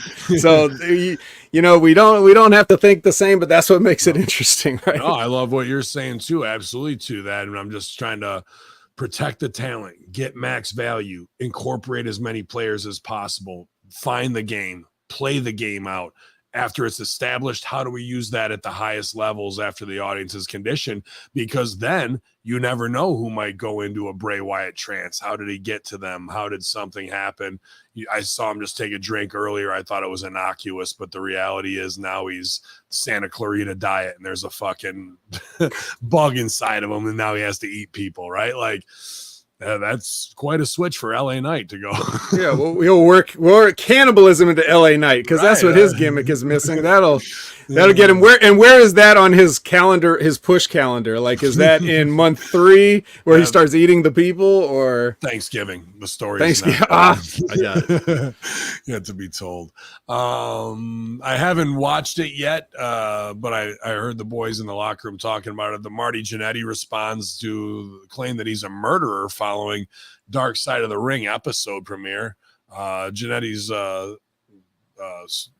made headlines when he claimed to have made a man disappear when he was 13 years old, but later said that his murder confession was the start of a storyline. Jannetty's story was recapped on the 2023 Dark Side of the Ring season 4 finale. After the episode premiere, Jannetty wrote the following on his Facebook page: I want you to know I loves y'all. A lot of my friends are always saying to me, why are you so in loves with yo fans? They already bought a ticket, but to me, you're not fans, you're my people. So I'm asking you, my people, what did you think of the show Dark Side of the Ring? I've gotten 3 TV reality shows offered and 1 movie already, but in order for it to be a reality, need to know what you, my extended family, thought. Good and the bad. Loves ya. The fuck? Okay, just need to understand, how the fuck can you call me a murderer if I was 13 and the dude was trying to rape me? And even then, it wasn't intentional. It's called getting this ninja off me. So he didn't want to drop an N-bomb, so he said ninja. Strong. Classic Juggalo move. Yeah. You know, and plenty of other strange tweets about, I think, wanting to have sex with his daughter because she was so hot in the past. Like, that's happened and whatnot. So, you know, that didn't end up being his daughter, thankfully. But was that an angle? Yeah, that was the start of a storyline. Strange, you know, personalities in the island of misfit toys. Al Snow puts Marty over as probably one of the top 5 workers of all time on Russo brand, actually in ring, and better than Sean. And, you know, obviously Al would probably know best tagging with him. So great insight there. However, it doesn't mean that everything's working properly upstairs with stories of halcyon bombs and shitting in people's sandwiches and all kinds of stuff like that, of depravity. That is perfect for the scumbag producers of Dark Side of the Ring. So, but the murder side of it at 13, and then to like go, no, I didn't. It was just the start of a storyline, and then to end with Why was it murder? I had to get him off of me. He was trying to rape me. It was self-defense. Okay, that's all right. But the way you do it in a tweet doesn't go, I'm not a murderer. It was self-defense. Like, where's the body? I haven't watched it yet, so I don't know. You know, and I don't really trust Dark Side of the Ring producers anyway, because they're there to make salacious things to get people talking. That's what their style is. It's not really to tell the truth, you know, and they have people who are credible in the business giving testimony who have no connection to it, much like Lance Storm in the Vince Russo one with Bash at the Beach. So that just goes to show they're going to get whoever they can get to say some shit. So I don't trust it. However, he's not saying he didn't kill a guy when he was 13, and we're not telling where the body's buried. And there's similar stuff with the Jimmy Snuka Dark Side of the Ring, and you know, Vince knows where all this shit is. I doubt he knew about Marty at 13, but these things weigh heavy on a human being's soul, especially a traumatic incident like that with a 13-year-old where it goes from rape to possible murder and the guy's missing. And then you go, just kidding, because you don't want a fucking cold case file on you because murder never fucking, the statute of limitations don't run out on it. So you're going to admit it, but not admit it. And good luck finding the body. Story might not be over here, pal. And I'm not saying that anybody's going to bat for a cold case that's 40, 50 years old about molestation and murder, but any fucking police officer who wants to get their name out there seems like an easy fucking thing to do right here, right? Well, they thought about doing that when this stuff popped up a couple years ago before there was a Dark Side of the Ring episode, because all this shit is just Marty's been playing too much. He's Dark Side of the Ring, brought to you by Warframe. Warframe. That's right. Free now. I just look. We've just now had 3 stories in a row where I have to wish people all the best health in the world. Like as a personal, like, look, I don't know Marty Jannetty. I've never met Marty Jannetty. I can't comment on Marty Jannetty convincingly or definitively. I can tell you that this is a very erratic pattern of behavior that's being presented to us in the forms of social medias, interviews, documentaries, whatever. And you know, these are people, like you say, Al Snow. If you want to hear him talk about Marty, he's on, you know, Lions, Tigers, Bears, and Head, you know, every Friday on Russo Brand. So if you want to hear what he had to say about it, then go for it. But this seems like a guy that we know. I mean, I don't think it's out of line to say that he's had drug problems. That should be well documented, you know? Yeah. And, so I'm saying for sure can't speculate on today, but we can make a educated guess. And you also have to. The only problem is that he keeps running out of drugs, and we got to get more. That's the problem, right? And then that's how the supposed rape started, right? So, there's that. Also, Marty Jannetty came from a time when we didn't know as much about concussions as we do now, and there was no documentation of how many concussions you got coming up through the business. And also you combine, you know, severe head injuries over time with hard partying, and you're going to end up fried. And now anything that comes out of your mouth is like, it's I don't know, inadmissible, I guess is the way to look at it. So some people find a lot of great entertainment in people like this because they just want to hear what they'll say next, what crazy thing they'll say next, or see what crazy thing they'll do next. For me personally, I think that is a form of brain poison in and of itself, and I try to steer clear of all that. Like I'll listen to it, but that's because it comes across the table, not because I'm seeking it out. And I just don't feel like that's a positive. You know, you were talking earlier about your journey of trying to set yourself right, you know, and anybody that's trying to go and reset themselves and get a better mental health outlook, I would suggest doing away with things like reality television or wallowing in other people's celebrities' misery and things like that, and just try to focus on some other more healthy things or people that have more positive and uplifting stories. Because even if those positive, uplifting stories are a work, it doesn't matter. At the end of the day, it's for a better cause. So yeah. That's excellent insight, Vet, all the way around. I appreciate that. And yeah, I mean, better living through pharmacology is what they pump, but I guess it just takes a little mushroom to fucking let go of some stuff that you've been hanging on to. But if you got, you go sign up for your free trial of Warframe. Yeah. Couple extra stories here.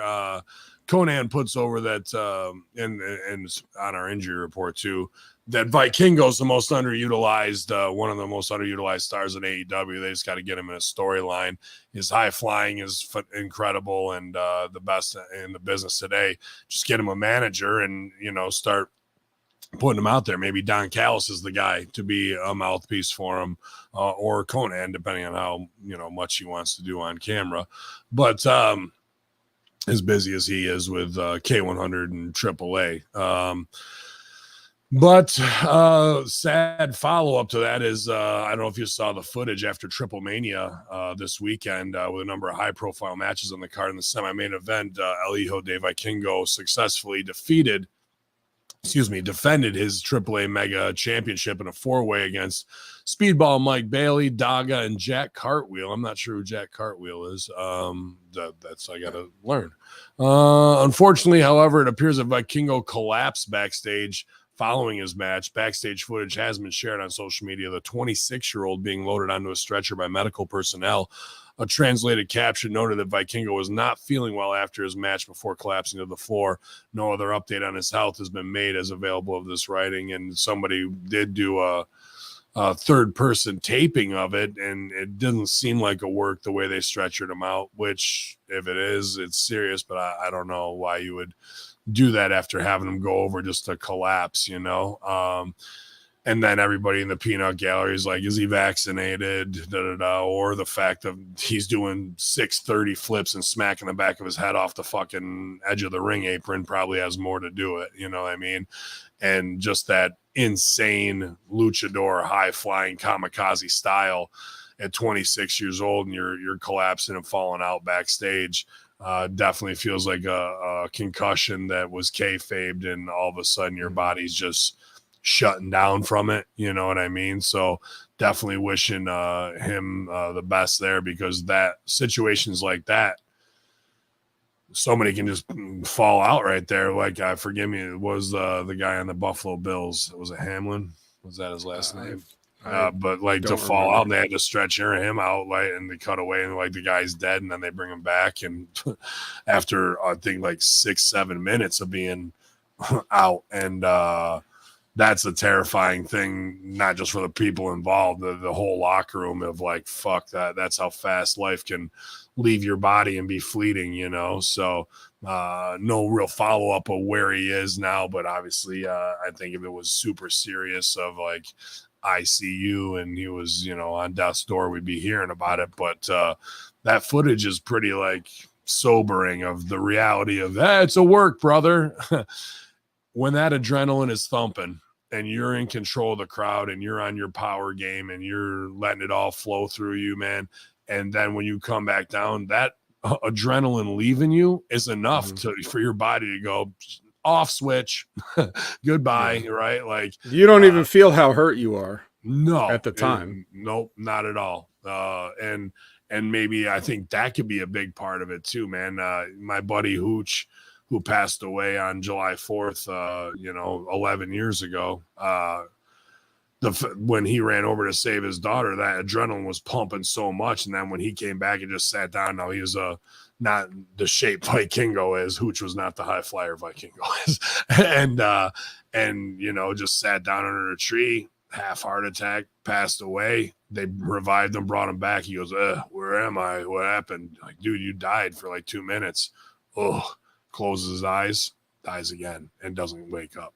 Like, that's how fast things like that of a massive adrenaline burst to your heart and mind can fucking just be done. You know what I mean? Just be done. Scott Woodford's got a point too, and he can do it.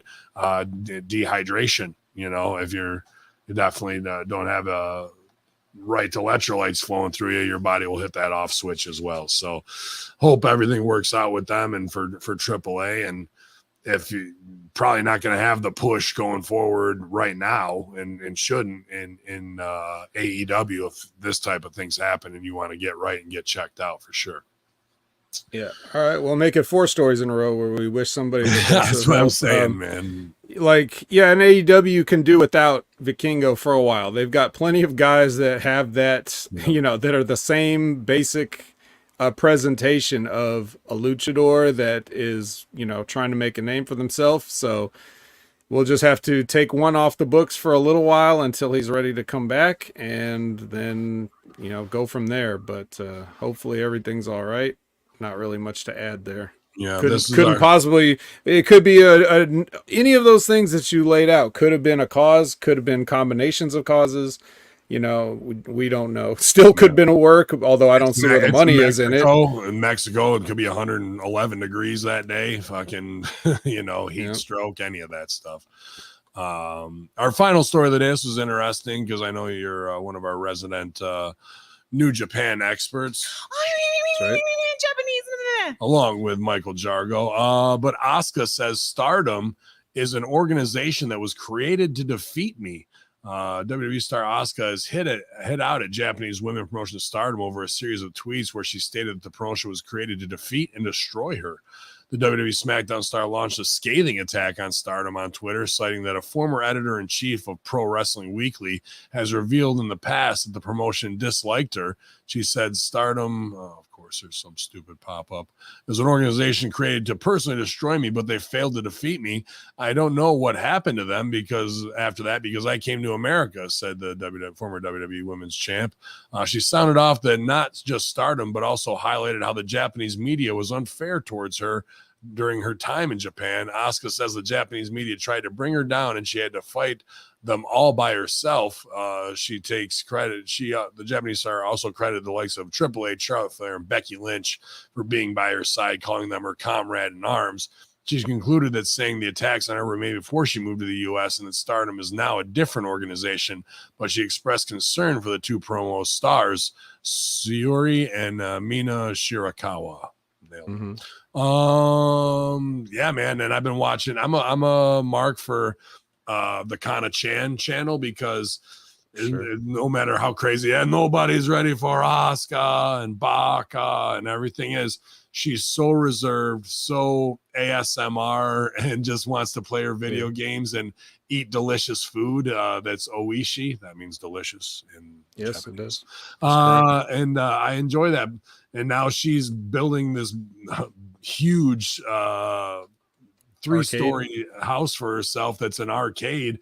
And I'm just going to myself, like, I'm glad she's got it like that. I'm like, she likes video games. But I think about Stevie's lessons of minimalism and, you know, the things you own end up owning you, and you work so hard for all these, you take all these bumps and now you're going to spend it on a house and crazy video games. It's just a private thing for you to kind of stay away from the public and play those all day. I mean, if that's what she's her life and gives her joy, then I'm not anybody to tell you what to do with your money after you took the bumps for it. But I fear for somebody spending that amount who's doing all that. And then where's she going to be at 55, 60 years old, bro? Trying to hawk those fucking video games to somebody and hopefully they'll buy them for 10% of what she paid on them, you know, or maybe not, when you could have been sitting on a nest egg that would have taken you, you know, and your family to the next level. Maybe she's got it like that, but she's doing it in Japan back home. And if they hate you there, the Yakuza's got a fucking button on you. I might not feel too comfortable, you know, doing that. Or the fact that's why she needs to build a place that she can just stay inside all day and not have to go out and deal with anybody's bullshit. Yeah, basically. All right, there's a lot of things here. For the first and foremost thing, and from Stevie Richards, the analysis is never let the office know you're in debt or purchased anything. That's right. Yeah, I think you're right about she's probably does have it like that. I think she's been raking it in for the past 10 years that she's been in WWE pretty much. She came in around, 2014, 2015 or so. And it doesn't look like she's been, as you can see from the Kana-chan TV channel, she does not live an extravagant lifestyle. It's a very modest lifestyle. She's doing bargain shopping and her favorite, Asian markets and stuff. So, things like that. So you see how much she's not spending. All in. Sometimes she goes all in, but then a lot of times it's not. Well, you got to stay sane. You got to have some fun. You got to buy stuff. We all do it. So and you can buy War. Well, you can't buy Warframe, but you can sign up for free and play for free, and then you can buy your favorite characters and ships and everything else. But the first and the most important thing we have to point out here is that these, I think Asuka speaks okay English. Every Japanese person speaks better English than you think they do, but it's still the reason they don't like to do it is because the same reason none of us like to do anything we're not good at, because we don't want people to know how good we're not at things. But nonetheless, this tweet that she put out, which of course I did see, looks like it was translated. Whether she used Google Translate to post it, it is not, the English is not like perfect one-to-one English, and it doesn't even look like broken English that someone that uses English as a second language would use. Because there are certain particles and pronouns and stuff that don't make sense in English. So I know she used either Google Translate, DeepL, or one of these other like translator programs to say what she wanted to say. But that would explain why some of the things may not make total sense in or out of context, like Stardom was created to defeat me. First of all, no one talks like that. Not even Japanese people. I do like to think about the Yakuza around a table with a light shine. We must defeat Asuka. Right. Yeah, we must. Yeah. That's bunch of the 88 killers. Right. So I don't know the entire history of Stardom, but I'm pretty sure they didn't just come out of nowhere just because they were mad at her. But I think what she's trying to say is that, she had problems with that promotion, which may have made her decision to leave and get signed by the WWE that much easier, right? I think that's ultimately the main point, and then the details of that I'm not sure about. And then what she's referring to, saying that it's different now, Stardom was purchased in, I think it was either last year or a couple years ago, by Bushiroad, which is like they're like one of these people that makes a game like Warframe, but instead of a Warframe like game, it's one of those like collectible card games and some other of those like mobile games. Yeah. So they're a mobile game / toy company, whatever. They own New Japan and they also own Stardom. So that's why you've seen more, women's matches appearing on New Japan, whereas those that never used to happen before. That'd be like having the WNBA do like a pregame before the the NBA. That'd be like the NBA championships wanting to play in the WNBA on the pre-show before they do the main event. LeBron. That's right. Yeah, it's dunk contest first, then championship game. Right. But basically what I'm saying is now it's got different ownership is basically the point. That's what she's saying when she's saying, okay, this is different than it was when I was there. So maybe things aren't the same, but I think she was trying to say old management had a problem with me. New management, I can't speak for because I haven't been there. I've been over here doing my own thing. Eventually, if she's building an arcade fortress back home, which I'm sure that, even though Stevie is a fan of more minimalism these days, if she would rent him a floor, I'm sure he'd love to go check it out. Have a good time. Video games, surrounded by video games, I mean, she might even have a piece of cardio equipment in there, for when you need a break. So just email her and then see what comes of that. But I'm shocked too that she hasn't become the empress of video games culture there. You know what I mean? And you, like you said, if it's Stardom and New Japan, we're talking about one crew. I don't care what you relabel your branding as. The funding is coming from the 88 Killers, the Yakuza, bro. Well, sure. Well, they're the ones that they're the ones that run those protection rackets for those toy companies, that own everything, right? Like they're all figured in. But yeah, so basically, I don't know. Let's say as far as the video game thing, she's had to do with video games before that. She was like a video games journalist too, like on the side when she was, first starting out in wrestling. It's something to do with Microsoft in Japan because they have a presence there, although definitely not as much as here. But they were trying to get the Xbox, out there to those people, and outdo Nintendo and Sony. Bill Gates at Wrestle Kingdom versus the Yakuza's Chosen One would be a great fucking. That would be a excellent draw. Like that'll really get the New Japan World signups to go through the roof. Take that, Chris Jericho. But yeah. So but these tweets are interesting. Now this also comes on the heels of, Kairi's made some tweets lately about, she's taking a break. The rumors was that she was coming back to WWE, which may be true because if that was true, she wouldn't announce that. She would just show up, or they may want her not to say anything. But she says things like suspended my activities and, I'm going, I won't be, I'll give you more information or whatever in the future. I'll finish up my dates, these kind of things. So Dave Meltzer was speculating on the fact that maybe the business wasn't as good in Stardom as she hoped it would be when she went back. Right. Like maybe they weren't, she's not getting the payoffs she was expected to make. So, that could have something to do with it. So there's some stuff to watch over there, but it seems like whenever somebody gets to a certain degree, Triple H has his sort of feelers out, or tentacles, if you will, if you're into that, over there for the hot jet, because everybody that's ever been like the hot, top draw, whatever, he's brought him over, whether that's been Kairi, whether that's been Asuka, whether that's been Io, who's there now and is the champ now. Yeah. Like he keeps his eye. He's probably got his eye on people like Julia. If he's smart, he does.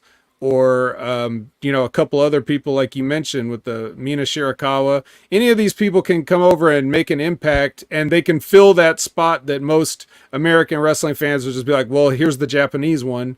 A lot of them are very talented and can, just as talented as Io, and they could, pull off these spots if they're slotted in there. But yeah, there's definitely some political intrigue, but it's just harder to follow up over there because you got the translation issues and the fact that they're just so private with their media, unlike here where we just dump everything and misinformation all over the place, and they keep everything very close to the vest. So you really have to like pry it out of people to the degree that even to Dave Meltzer, you can't trust what he says because he's trying to crack a nut, that refuses to be cracked. And he might just be like, well, I think this now, basically. I'm supposing this. But I don't think it is. Yeah, but I don't. Yeah. I mean, I get it. It's the difference between, I'm not trying to lump all Asians in here by any means, but I would like. Here you go. Here we go. As I precursor that. But like, dude, why not have her be the female, even though Jackie Chan's Chinese, fucking of Japan, and do a Kill Bill, like her versus the Yakuza, her versus. Like, I could see her say, fuck wrestling, let's just do some movies and become the Japanese female version like that to have X amount if she wants to. It's not like she can't do the stunts or the fucking make the fight sequences look real. You know what I mean? But yeah, maybe she's got the Stevie Richards magic email to get all these games for free. They don't look cheap, pal. And every time I see one of these videos, she's like, you got to go to the warehouse and look at like this fucking 40 full size, like, race car sit-in consoles. I'm like, these motherfuckers got to be $100,000 each. Like, that just is hard for me to stomach, man. But do as thou will. You took the bump, sis. You be happy and eat all the fucking Wagyu steak you want to. I mean, I'm not here to tell you no. So, but yeah, man, that was a big day here of mushroom trips, title defenses, and definitely wishing health and wellness, health and wellness wishes to everybody, and then they can play Warframe while they're home recovering. That's the best. That's right. Possible. It's free. It's completely free, except for the parts that you can buy. That's right. You say arigato like a we say arigato. But yeah, on behalf of Hattori Hanzo and the rest of the HMG Pure Bloods, I want to say thank you again to Frank and Frank's Pickle Barrel Ass and all the hardcores and the Hameen Media group for ordering the pay-per-view this weekend. This is Immortal. We're going to do more great shows, and I hope you enjoyed this one at a great price, $14.99. So we'll be here all week getting things uploaded. I got to do the SmackDown live review with Big Stevie Cool, and I can't wait to hear what his next wrestling analysis videos are. So make sure you're subscribing to there. Big shout out to both the vet and I's mentor, the hustler, Rip Rogers, being inducted into the Indiana Sports Hall of Fame this weekend. I was really proud of him, man, to see that, to see Rip on the road going down where to the south and doing the cons and all that thing. There's a lot of years where Rip was on the shelf and blackballed and not given the respect that he's earned, so I loved seeing him make the rounds now, and it's keeping him vibrant and always new great content over there on Wrestling with Rip Rogers as well. So make sure you're subscribing to Stevie's channel, and thanks to everybody subscribing here, all the bit cheers, super sticker suckers on Ben Hameen and twitch.tv/Hameen Media. And as always on channelattitude.com, $5 a month subscription. You'll get the Inside Stooge report on the Nemeth brothers and the Yakuza. Where else are you going to go?